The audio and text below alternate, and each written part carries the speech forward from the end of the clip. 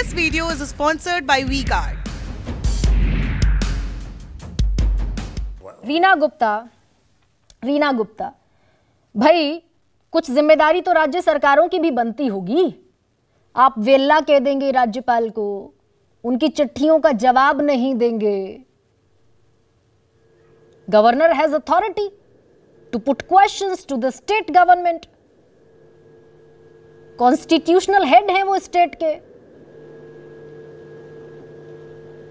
गरिमा जी, चाहे पंजाब हो, चाहे दिल्ली हो, चाहे केरल हो, तमिलनाडु हो, जहां पे भी विपक्ष की सरकारें हैं वहां पे भारतीय जनता पार्टी गवर्नर के थ्रू सरकारों का काम रोकने की कोशिश कर रही है।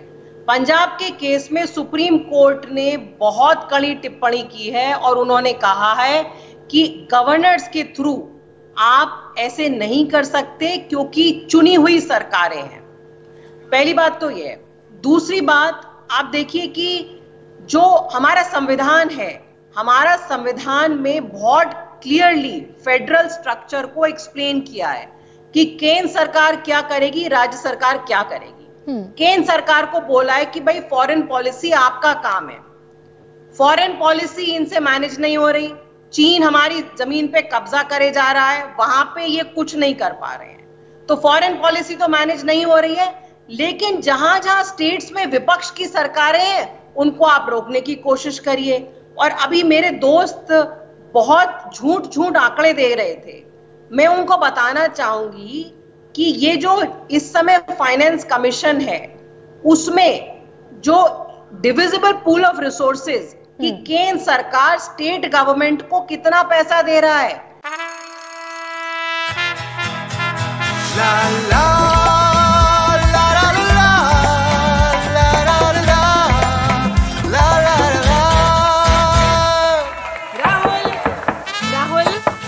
के साथ मन को जगाओ वी-गार्ड वाटर हीटर्स के संग। वी-गार्ड सबसे कम है भाई साहब। आपने लगभग 15% सेस लगाया हुआ है, जिससे कि आप सारे देश का जो पूरे रिसोर्सेज है आप उनको कंट्रोल कर रहे हैं।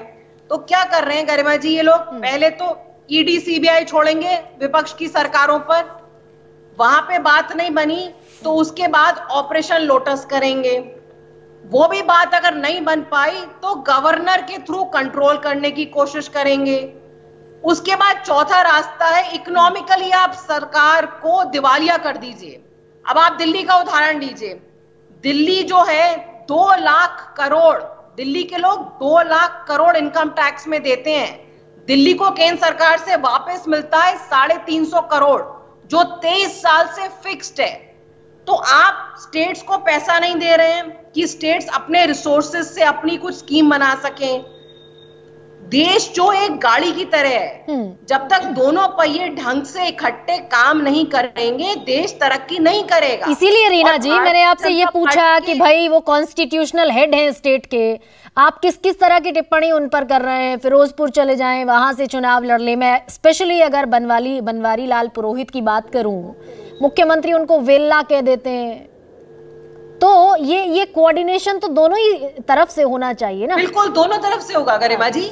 लेकिन अगर आप स्टेट गवर्नमेंट को, पंजाब का उदाहरण लें, अगर आप स्टेट गवर्नमेंट को आप असेंबली का सेशन ही नहीं कॉल करने दे रहे हैं, असेंबली का सेशन कॉल करने के लिए सुप्रीम कोर्ट जाना पड़ेगा।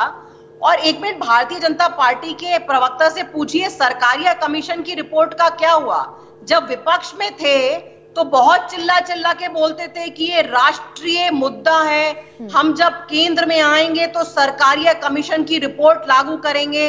उसमें लिखा है कि किस तरह राज्यपाल की नियुक्ति होनी चाहिए, उसमें विपक्ष की भी राय लेनी चाहिए राज्यपाल की नियुक्ति के लिए।